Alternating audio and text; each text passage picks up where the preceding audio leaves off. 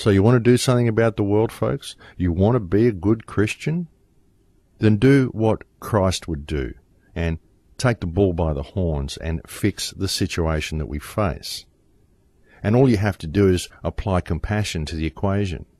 Because if you're living in a state of compassion for others, if you're living to serve the creation around you, if you are living to improve reality by your presence in it, then as Martin Luther King so aptly said, there comes a time when silence is betrayal. We can't be silent anymore, folks. They're taking it too far. The fracking, the chemtrails, the raping of the planet, the wars, the homelessness, the starvation, the state of shortage that this entire planet is kept in through the imposition of this disgustingly corrupt monetary system. Enough is enough. It really is time for the people of the planet to take the bull by the horns and rout out the criminal element that exists within all of our governments, and it's time to put our governments back into their rightful place as the servants and administrative arm of the people.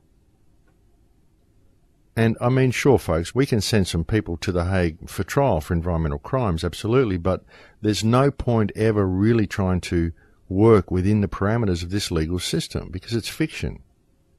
It's all just an idea. That's the problem.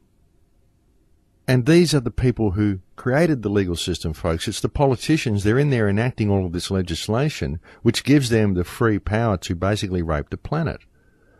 And people try to approach the issue and they try to combat what's going on, and people say, oh, it's the law, it's the law. Well, so what if it's the law?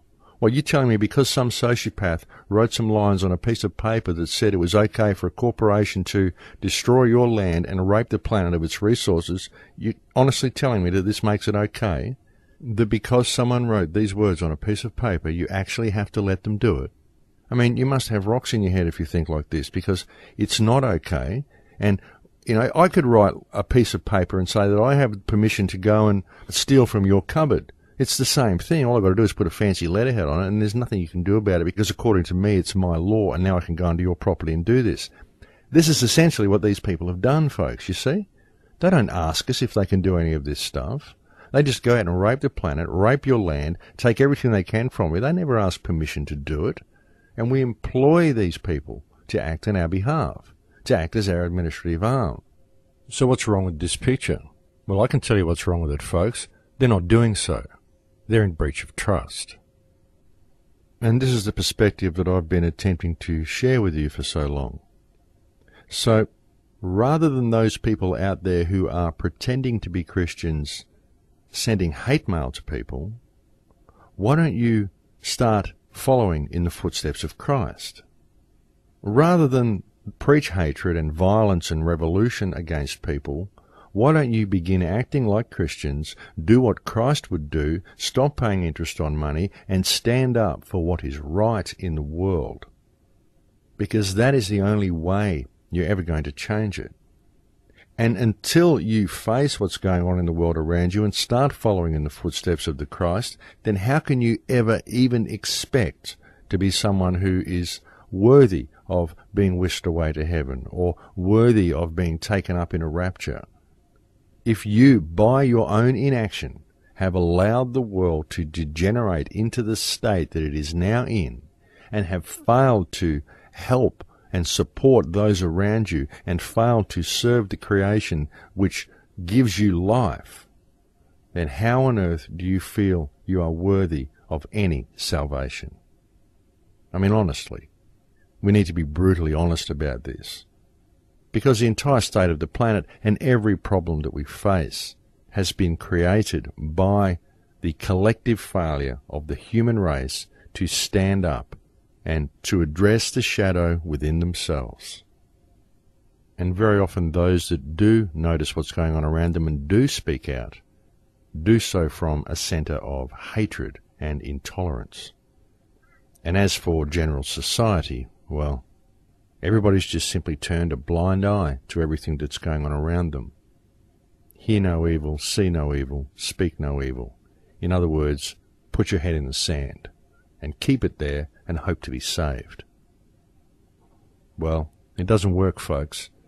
You can only save yourself. You need to follow in the footsteps of your faith, and if you're not doing this, then you shouldn't pretend that you actually have any faith at all, because you're simply lying to yourself, you're lying to those around you, and you are very much responsible for the situation that you are allowing to be created through your inability to face yourself and your failure to proactively work to help bring about some type of beneficial change in the world. I don't know, folks. I probably sound a little bit judgmental with all of that, but when I start getting hate mail from Christians, I just start thinking, well, how very Christian of you. And I find these pretend Christians that hate other people from other faiths and other walks of life to be truly one of the biggest hurdles human consciousness has yet to overcome. Actually, I was having a little bit of a debate with someone the other day, and I ended up telling him to enjoy his hatred, and his response was to actually tell me that he hates hatred.